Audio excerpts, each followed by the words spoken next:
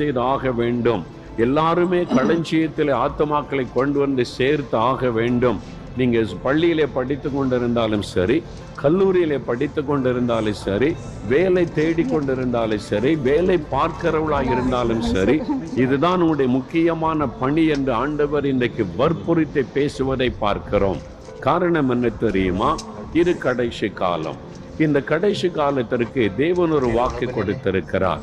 யோவேல் 2:28 வாசிக்கும் போது, அந்த கடைசி நாட்களிலே மாம்சமான யாவர் மேலும் என் ஆவியை நான் ஊற்றுவேன் என்று ஆண்டவர் வாக்கு கொடுக்கிறார். இந்த ஆவியானவர் நமக்குள்ளே ஊற்றப்படும் போது என்ன நடக்கிறது? எப்படி அவர் கூர்மையான ஒரு பற்களுள்ள எந்திரமாய் மாற்றுகிறார்? நம்ம வாழ்க்கையில என்ன ஆசீர்வாதம் உண்டாகிறது? அப்போஸ்தலர் நடபடிகள் 1:8 பரிசுத்த ஆவி உங்களிடத்திலே வரும்போது நீங்கள் பலன் அடைந்து எனக்கு சாட்சிகளாய்